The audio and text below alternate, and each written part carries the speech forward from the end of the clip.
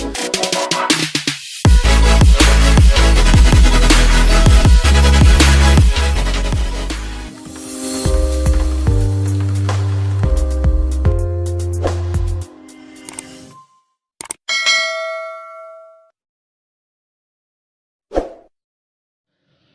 လုံးပဲမင်္ဂလာပါကျွန်တော်နာမည်ဆိုနေနိုင်ပါအခုပရင်မာသုံးနေနဲ့မလေးစကားကိုဒီကူစွာလေ့လာနိုင်အောင်လို့ကျွန်တော်တီးတလောက်နဲ့ကျွန်တော်ရဲ့တကယ်ကြီးမိတ်ဆွေပေါင်းများအားလုံးကိုကျွန်တော်ပြန်လည်မျှဝေပေးဖြစ်ပါတယ်အခုဒီဗီဒီယိုလေးအားဆိုရင်ကျွန်တော်တို့မလေးစကားကိုပုံမှန်လေ့လာနေတဲ့အတွက်အသုံးဝင်မယ်လို့ကျွန်တော်ယုံကြည်ပါတယ်အခုမလေးဘာသာစကားကိုကျွန်တော် basic အခြေခံအနေစားလို့ကျွန်တော်တီးတလောက်နဲ့ကျွန်တော်ဗီဒီယိုလေးတွေအများအားတင်ပြသွားဖို့ရှိပါတယ်အခုဒီ basic အခြေခံဆိုရင်ကျွန်တော်တို့မလေးစကားကိုတစ်ကနေ30ထိတီးပြီဆိုတာနဲ့ကျွန်တော်မလေးလို့100 1000 1000တီးဖို့ဆိုတာကျွန်တော်မခင်းပါဘူးဒါပေမဲ့ကျွန်တော်တို့မလေးစကားကိုတစ်ကနေ30ထိကတော့အလွတ်ရအောင်ကြက်ထားဖို့လိုပါပဲတစ်ကနေ30ထိအလွတ်ရပြီဆိုတာနဲ့ကျွန်တော်တို့အသုံးနှုန်း100 1000 1000တီးကိုအသုံးနှုန်းမှာဘာမှခင်းမှုမရှိတော့ပါဘူးအခုမလေးလို့ကျွန်တော်တစ်ကနေ30ထိကိုကျွန်တော်ဖြည်းဖြည်းချင်းပြောပြပေးပါဖြစ်ပါတယ်စာတုမလေးလို့စာတုမြန်မာလို့တစ်မလေးလို့ဒူဝါမြန်မာလို့နှစ်မလေးလို့တီကာမြန်မာလို့3မလေးလို့အမ်ပတ်မြန်မာလို့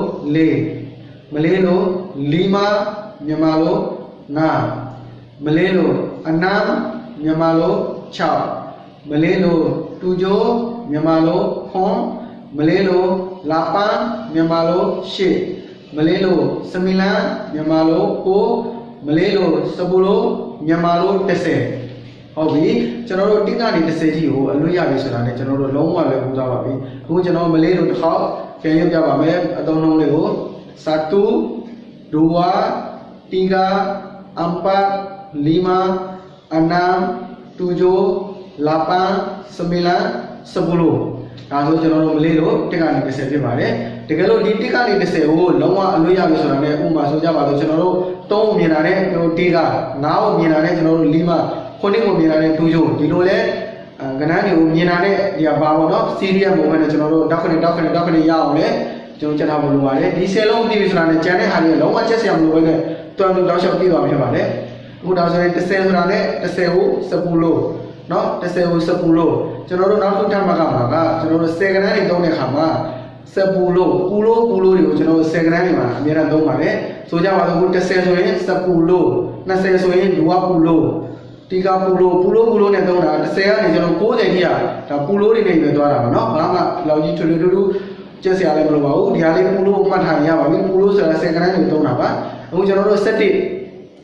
ကိုကျွန်တော်တို့နောက်တစ်ခုတက်မှတ်ကမှာ30ကိုကျွန်တော်တို့စပူလို့စက်တိကိုကျွန်တော်တို့စဘလတ်စက်တိကနေ19ထိကိုကျွန်တော်ကျက်စရာမလိုဘဲနဲ့အလွယ်နည်းမှတ်မယ်စဘလတ်ကိုကျွန်တော်မှတ်ထားမယ်စဘလတ်ကျွန်တော်စနစ်ကိုကျွန်တော်တို့ဒူဝါနောက်ကဘလတ်ထည့်လိုက်ဒူဝါဘလတ်3ကိုကျွန်တော်တို့တီကာလို့ခေါ်တယ်နောက်ကဘလတ်ထည့်လိုက်တီကာဘလတ်ဒီလိုပဲကျွန်တော်တို့4အမ်ပတ်ဘလတ်လီမာဘလတ်အနမ်ဘလတ်တူဂျိုဘလတ်လာပန်ဘလတ်စမီလာဘလတ်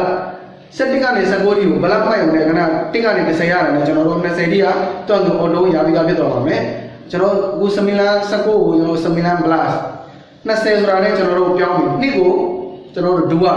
ခဏကျွန်တော်ပြောထားပါတယ်ပူလို့တွေကို10ကဏ္ဍတွေမှာသုံးတယ်လို့ပြောပါတယ်အခု20ဖြစ်တဲ့အတွက်နှစ်ကဒူဝါ20ကိုခဏပူလို့နဲ့သုံးမယ်အခု20ဖြစ်တဲ့အတွက်ဒူဝါပူလို့ဒါဆိုရင်20လို့သုံးပါတယ်ဘာမှမခင်းပါဘူး21ကနေအခု29ထိသွားမယ်ဆိုလဲဒူဝါပူလို့တစ်ကိုကျွန်တော်တို့စာတူဒူဝါပူလို့စာတူ22ကိုဒူဝါပူလို့နှစ်ကိုဒူဝါပူလို့ဒူဝါ3တီကာဒူဝါပူလို့တီကာဒီတိုင်းမှာကျွန်တော်စီရီယယ်လိုက်သွားမယ်ဒူဝါပူလို့တီကာဒူဝါပူလို့အမ်ပတ်နော်အဲ့ဒီနေကျွန်တော်29ထိသွားမယ်ဒူဝါပူလို့စမီလန်30ကိုပြောင်းတော့ဘာခင်းလို့လဲအဲ့ဒါကျွန်တော်ပြောသူ10ကဏ္ဍတွေကိုပူလို့နဲ့သုံးတယ်ဆိုတော့30ကိုကျွန်တော်3ကိုမြန်မာလိုသုံးကျွန်တော်တို့မလေးလိုတီကာနောက်ကပူလို့ထည့်လိုက်10ကဏ္ဍလေတီကာပူလို့ဒါဆိုရင်30ပဲ40အမ်ပတ်ပူလို့40ဖြစ်တယ်ဒါက10ကဏ္ဍတွေမှာဒီလိုသုံးရပါတယ် အခုကျွန်တော်တို့20ဆိုရင်ဒွာဘလိုစာတူဒွာဘလိုဒူဝါဘယ်လိုလာမလဲ29ဒွာဘလိုစမီလန်30ဆိုတာနဲ့တီကာဘလိုအတူတူပဲ31တီကာဘလိုစာတူ32တီကာဘလိုဒူဝါ33တီကာဘလိုတီကာဒီအတိုင်းပဲကျွန်တော်တို့သွားမယ်ခဏ33နော်34 35ဒီအတိုင်းပဲတောက်လျှောက်သွားမယ်40ဆိုလည်း41 42ကိုအပေါ်ဘလိုစာတူအပေါ်ဘလိုဒူဝါဒီလိုပဲသွားရင်လည်းကျွန်တော်တို့ဒီတိုင်းဘလိုသွားမယ်ဆိုတော့တောက်လျှောက်ကျွန်တော်69ကိုကျွန်တော်ဒီတိုင်းသွားလို့ရတယ်ဟိုဆိုကြပါတော့90စမီလန်ဘလို91 sembilan puluh satu 92 sembilan puluh dua 93 sembilan puluh tiga ဒီတိုင်းပဲသွားမှာဟုတ်ပြီ69ဒီကဒီတိုင်းပဲဆိုတကယ်လို့69ရောက်ရင်sembilan puluh sembilan ဟုတ်ပြီ69ရောက်တယ်69ရောက်တာနဲ့ကျွန်တော်တို့100ဆိုတော့လာပြီ100မှာကျွန်တော်နောက်တစ်ခုထပ်မှာ100ကိုကျွန်တော်တို့မလေးလို့ satu ratus ဒါမလေးလို့ satu ratus ဆိုတာမြန်မာလို100ပါ satu ratus ဆိုတာ100ပါပြီးပြီဆိုတာနဲ့နောက်ထပ်ဘာမှမခင်းတော့ဒီစာတုရတုတရားကိုသိပြီဆိုတာ ਨੇ တကယ်လို့တရားတက်ဆိုကြပါတော့စာတုရတုတိကပါပဲစာတုဟုတ်ပြီတရားနှစ်စာတုရတုဒူဝတရားငါစာတုရတုလီမာတရားနဲ့ကိုစာတုရတုစမီလန်ဒီတိုင်းလေးပဲသွားမှာဟုတ်ပြီတကယ်လို့120 130 140တရားဆိုတာစာတုရတု30စာတုရတုစမလို့120စာတုရတုဒူဝဘလို့130စာတုရတုတိကဘလို့140စာတုရတုအမ်ပဘလို့ဟုတ်နော်တကယ်လို့ဒီစာတုရတုကနေပြီးတော့မှ999ထိရတယ်ဒီတိုင်းပဲသွားမယ်ခဏ900ဆိုရင်ကျွန်တော်တို့စမီလန်ရာတုဒီစာတုဒူကတော့လုံးဝပြောင်းမသွားဘူးနောက်ကဟာလေးတွေပဲခဏ10ကနဆိုရင်17ဆိုရင်စပလာကို12ဆိုရင်ဒူကဘလကနေ19ထိသွားမယ်20ကနေကျွန်တော်99ထိကဘာမှတော့ဒီကတ်ဆရာလည်းမလို့ကျက်ဆရာလည်းမလို့ဘူးအဲ့တော့ကျွန်တော်ဒူကပူလို့20ကနေ99ထိကျွန်တော်ဒီပူလို့နဲ့သွားတာ99ဆိုရင်ကျွန်တော်စမီလန်ပူလို့စမီလန်တရားဆိုတာမှခဏပြောလို့စာတုရာတုစ်101စာတုရာတုစာတု102စာတုရာတုဒူဝါ103စာတုရာတုတီကာခဏ999ဆိုရင်စမီလန်တုစမီလန်ပူလို့စမီလန်ဟုတ်ပြီအဲ့ဒါရတယ်ဆိုတာ ਨੇ တကယ်လို့1000ဆိုရင်နောက်တစ်ခုထပ်မှာ1000ကိုစာတုရီဘူးနော်စာတုရီဘူး1000ရီဘူးဆိုတာ1000ကိုပြောတာတကယ်လို့2000ဆိုရင်ဒူဝါရီဘူးလွတ်လပ်လေး3000တီကာရီဘူး4000အမ်ပါရီဘူးဟုတ်ပြီကျွန်တော်နောက်ထပ်ချုပ်ပြီးပြောမယ်ကျွန်တော်10ခန်းတွေကိုပူလို့နဲ့တုံးတယ်ဒီကနေ့တစ်ကနေ30ထိကတော့အလွတ်ရတာနဲ့ရပြီ10ခန်းတွေကိုပူလို့နဲ့တုံးတယ်ရာခန်းတွေကိုကျွန်တော်တို့ရာတုစာတုရာတုဒူဝါရာတုတိကရာတုကျွန်တော်တို့ထောင်ခန်းတွေကိုစာတုရီဘူးဒူဝါရီဘူးတိကရီဘူးထောင်ခန်းတွေကိုရီဘူးနဲ့တုံးပြီး